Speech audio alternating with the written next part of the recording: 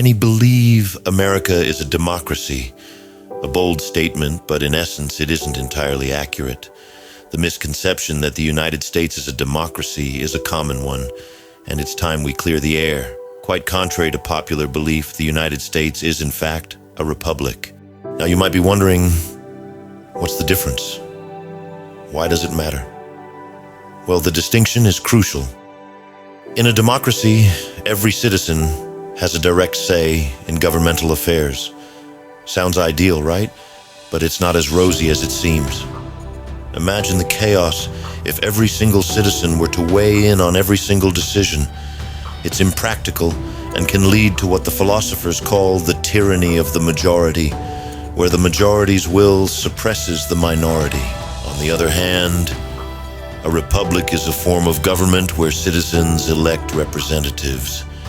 These representatives, people who have a deep understanding of governance, are responsible for making decisions on behalf of the citizens. The founding fathers of America chose this system intentionally. They wanted to avoid the pitfalls associated with pure democracy, such as the potential for a majority to dominate a minority and suppress their rights. In the American Republic, the elected representatives are trusted with the responsibility of making informed decisions, taking into account the interests of all citizens, not just the majority. It's a system that balances the need for public participation with the necessity for efficient decision-making. So the next time you hear someone say that America is a democracy, remember it's more accurate to say that it's a republic. It's a subtle difference, but it's an important one. So why do the media and politicians continue to label America as a democracy? Why does this misconception persist, despite the clear distinction between a democracy and a republic? The answer is more complex than you might think. It's a mix of history, misconceptions, and maybe even a bit of media manipulation. But that's a story for another time.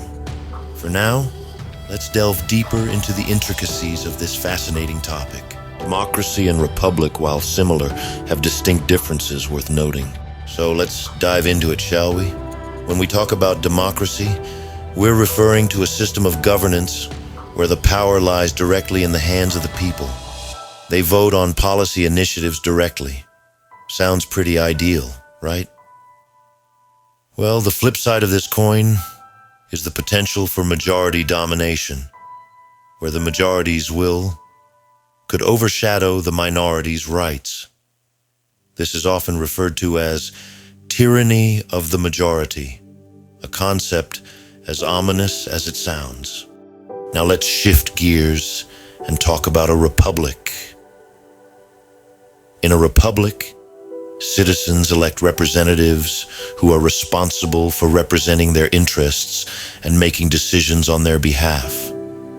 This system allows for a more balanced approach to governance, ensuring that the rights of all citizens, including minorities, are respected. The founding fathers of America, in their wisdom, recognized the potential pitfalls of pure democracy. They saw how easily it could devolve into a system where the majority suppresses the minority. They saw the potential for the erosion of individual rights. They saw the danger, so they made a conscious choice. They chose to establish a republic. They chose a system where elected representatives would be entrusted with the responsibility of making informed decisions. They chose a system that would respect the rights of all citizens, regardless of whether they were in the majority or the minority. The founding fathers didn't just pluck this idea out of thin air. They were students of history, philosophy, and human nature. They looked at the successes and failures of past civilizations and understood that a republic would provide a more stable, balanced form of governance. As we can see, the founding fathers opted for a republic, not a democracy, to avoid potential pitfalls and ensure everyone's rights. They were committed to creating a nation where every individual's rights were protected, where every voice mattered. And that, dear listeners, is the essence of the American Republic. The founding fathers of America believed in a higher power that granted inalienable rights, a belief that shaped the republic. But what role does media play in all this? The architects of this great nation held a profound belief in a transcendent entity, a higher power that granted individuals certain inalienable rights. This belief is underscored in various foundational documents such as the Declaration of Independence and the Constitution, which emphasize the divine origin of these rights.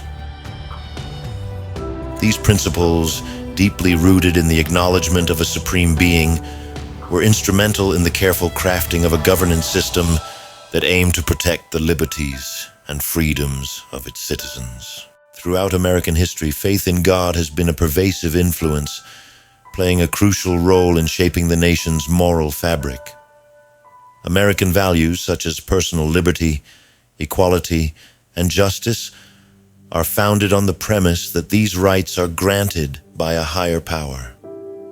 However, as American society has drifted away from these spiritual foundations, the core values that once united the nation have faced challenges, leading to societal divisions and ethical dilemmas.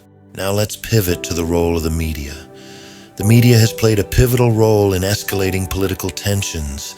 Sensationalism and biased reporting have become rampant, prioritizing ratings over fair and balanced news coverage. News outlets, catering to specific political leanings, further polarize the electorate, manipulating information to fit their narratives rather than presenting objective facts.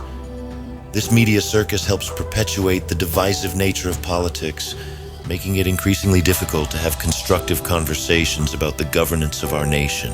To preserve the essence of the republic, it's crucial to acknowledge these timeless principles and strive towards a more harmonious future, free from media manipulation. As America evolves, we need to rediscover the importance of God-given rights and establish a moral compass that acknowledges the inherent dignity of every individual.